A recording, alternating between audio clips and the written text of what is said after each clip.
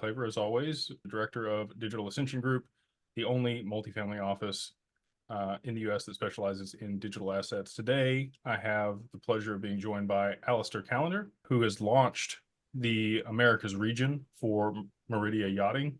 Thank you for joining me, Alastair. How are you doing today? Hi, good afternoon, Jake. Great to see you again. Thank you for the invitation to chat with you today. Absolutely, brother. So for those that don't know, there's a lot of lifestyle that you might have. If you already are a high net worth individual or family office, you're probably predisposed to this. A lot of our audience is going to be people that are coming into wealth through liquidity events or other investments that they've made in digital assets. And so I thought it would be great to have Alistair on to talk about, some of the tax advantages that yachting can have, along with the lifestyle and other benefits. So if you wouldn't mind just giving our listeners and people that are watching a little bit of background around how you got into the space and anything else that you'd like to share. Yeah, thanks, Jake. Great to see you again. So my background, my name's Alastair Callender. You can probably hear I'm originally from England, and I since moved to the United States about 14 years ago.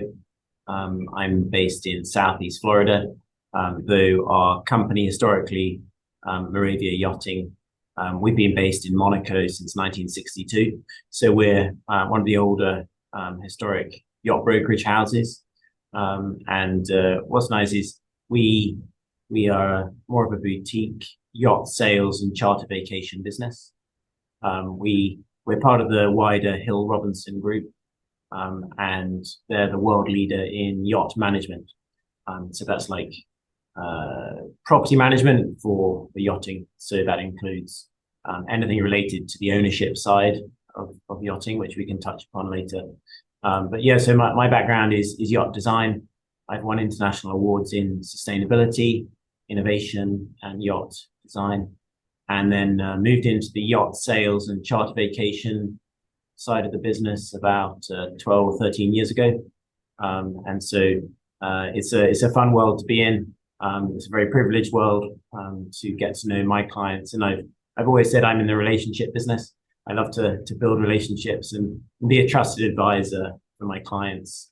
I look after their yachting needs on the vacation and ownership side.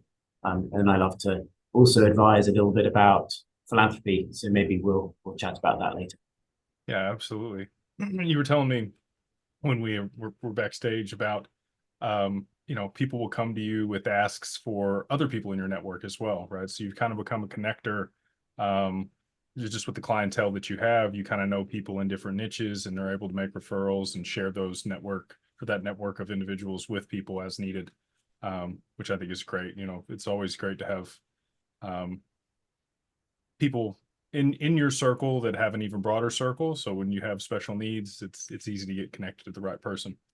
Yeah.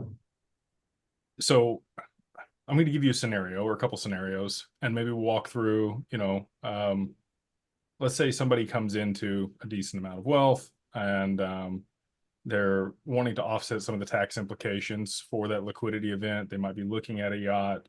They call you up. It's the end of the year. They're going to use Section 179 of the tax code.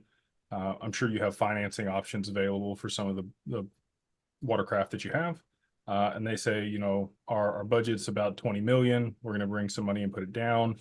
What kind of questions would you ask them to figure out what is the best yacht for them? Yeah, great questions. I think the beauty of my role is I'm an independent advisor.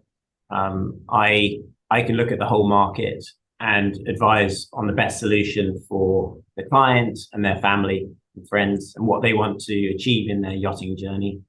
I think my first typical recommendation, obviously every scenario is different, but typically if someone is new to yachting, rather than necessarily jumping straight into a yacht ownership and a yacht purchase, 99% of the time, I'd say, hey, why don't we charter a few different yachts first, see what you like, importantly, what you don't like, what amenities do you want? Do you want the helipad? Do you want an area for all the toys, submarine, and everything like a big beach club? Do you want the cinema? Do you want the jacuzzi? Do you need 4 cabins, 5, 6 cabins, 20 cabins?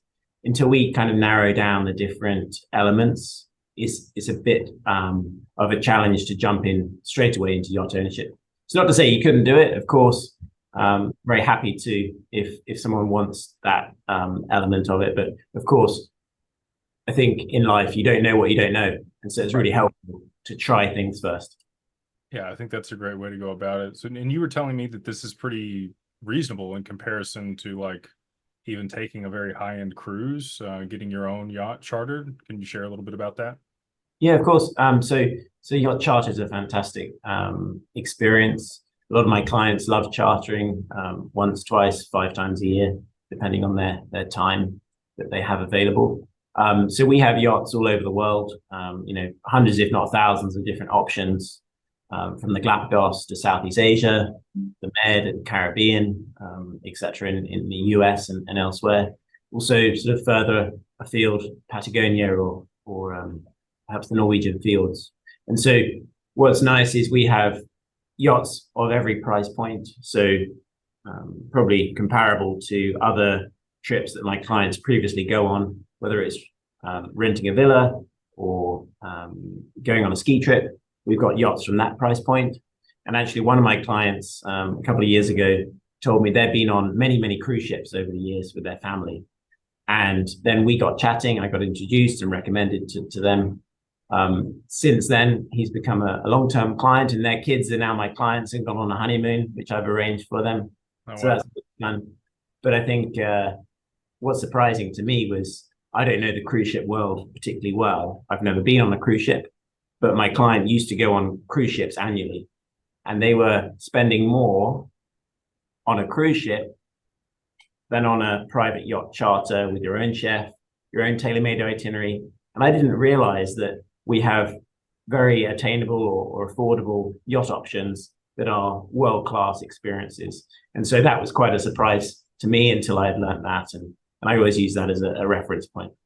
Yeah, absolutely. I mean, and I don't think a lot of people maybe understand that. So when we're dealing with jets, a lot of the time it becomes more economical to own the jet when you're spending a certain amount of time flying, right? So I guess, is there a similar metric that you look at, if somebody's chartering 5-10 times a year, at what point does it really become better to maybe enter yacht ownership versus just the chartering?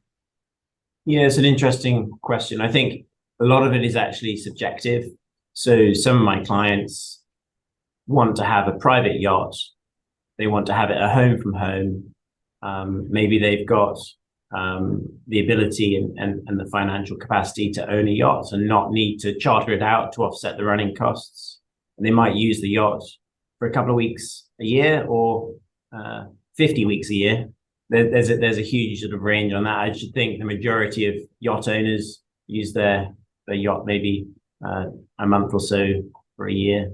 But then other of our clients like to put their yacht onto the charter market. Mm-hmm. And so my colleagues on the yacht management and charter management side of things, they can look after, from the owner's perspective, the yacht's booking schedule to make sure it's booked at other weeks of the year when the owner's not using it. And that's helpful to offset that running cost. And so rather than it sitting idly doing nothing, you can have a yacht being used, the crew is active, the yacht's being used, and again, it can help offset the annual running cost. Do you see a point where it actually is yacht ownership ever profitable on the chartering side, or is it more to offset the costs associated with just the upkeep of the yacht and the other ancillary costs that you mentioned? Yeah. So it has been seen to, occasionally break even or indeed turn a profit. But I always say to clients, don't move into yacht ownership to make a business out of it. Yachting is the most extraordinary place to spend quality family time and multi-generational family time. And so, I always say to clients, it's those memories that are priceless. So it's important to enjoy your yacht, and we can advise on estimated annual running costs through our yacht management team.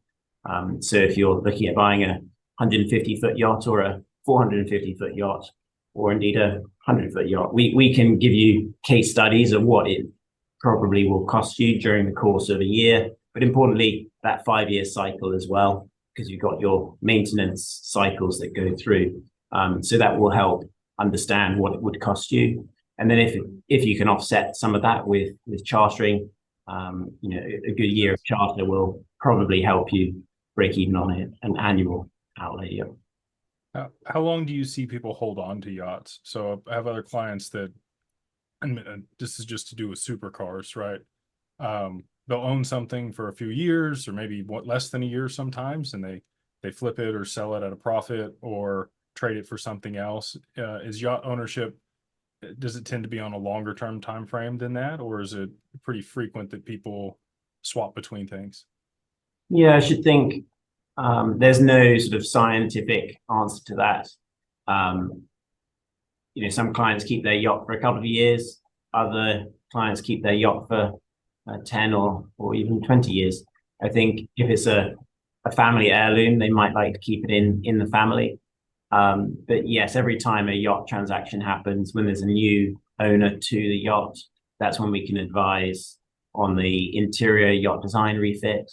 Perhaps some adaptations or changes can be done.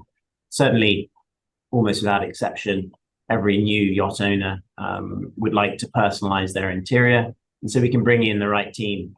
That might be a full refit, and we have our own project management team here in the US and in Europe. We've been involved in some of those complex and exciting refit and rebuild projects in the world. And indeed, on the new build side of things, we've been involved in some very exciting, very large projects in the north of Europe.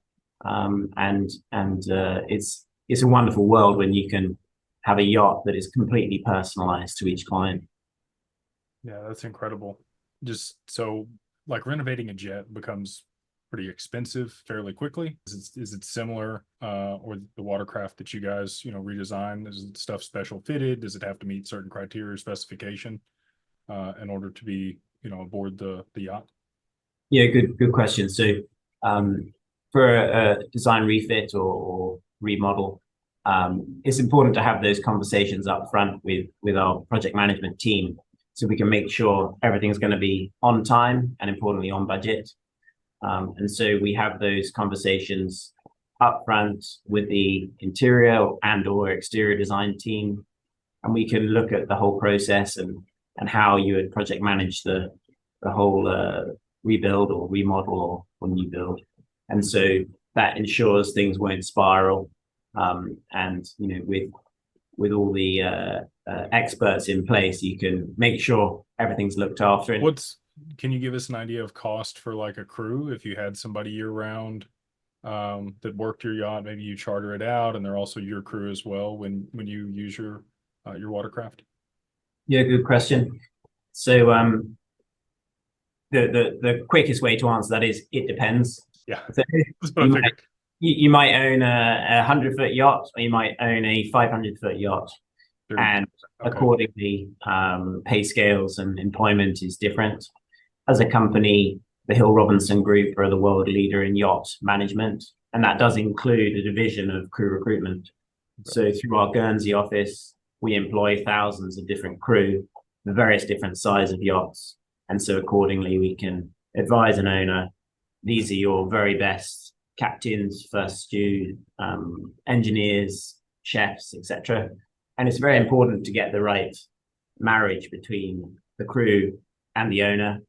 And also on the charter market, the crew is such an important and integral element of a successful charter program. A yacht gets a fabulous reputation for an incredible crew. And so if we know the yacht's going to come onto the charter market, it's very good for us to know that in advance, because then we can make sure the crew are skilled to help provide the very highest level of service, the different perhaps instructors for water sports, or personal instructors, or masseuses, or Michelin star chef if you want it. We can find them, and that way we can recruit the best crew for each yacht. That's fantastic. Well, thank you for taking us through all of those different components and kind of I mean, I learned a lot in that. Um, with all the yachting, do you have time for anything else? Do you have any hobbies or other interests that you get into? Yeah, I love philanthropy. So my other hat is my philanthropic work. I'm an advisor to the United Nations Foundation, and they're doing amazing work around the world. Actually, next week in New York, I'm hosting a luncheon at the UN in aid of healthcare for children refugees. And so when I can combine my two worlds, my 16 years in yachting and the trusted relationships that I've built with super yacht owners and charter clients, and then it's so rewarding, I can connect that world to my passion, which is philanthropy, bring them in the room and have the opportunity for a charity to talk directly to the ultra high net worth individual, the philanthropist.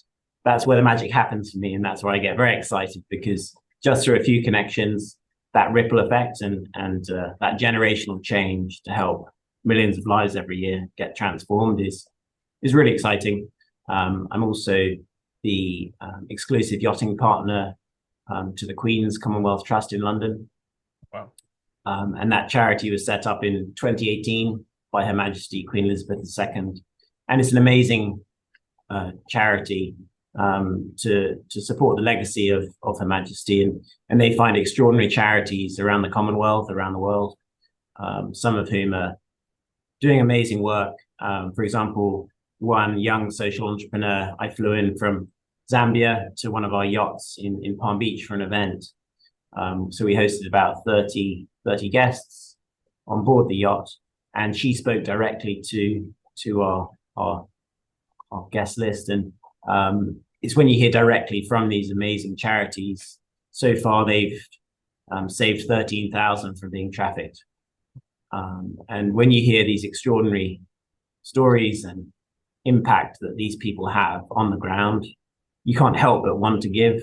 And so I love to connect my for-profit day job, if you want to call it that. And, I've really thoroughly enjoyed 16 years in my career in yachting.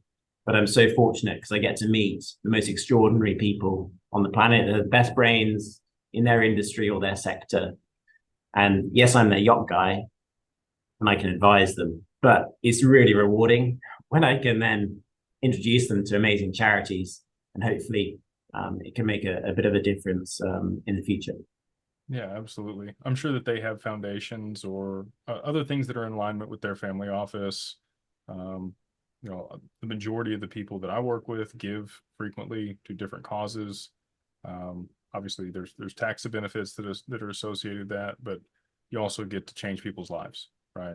And when you can see the impact that you're able to make on somebody, or give them the resources where they can make the impact, money can't buy that, right? So I love that. I love that you're able to pair this passion with that one, and they work well together. So for anybody that's looking to get into yachting or has further questions for you or would like to reach out, is there somewhere that they can reach out to you at? Yeah, thank you. Quite easy to find, hopefully. Probably a quick Google search. My name's Alastair Callender. I'm also on LinkedIn. I have a digital contact card, which is contacttheyachttailor.com. And so you can find me that way. But always happy to chat and connect you. And I'd love to see where I can support any other philanthropic causes and charities, and again connect those dots. It's exciting, and I look forward to doing more of that as well. Love that, brother. Well, hopefully this has been valuable for everybody. We'll have his stuff down in the comments below if you want to reach out to Alistair and his team, and we will see you guys on the next one.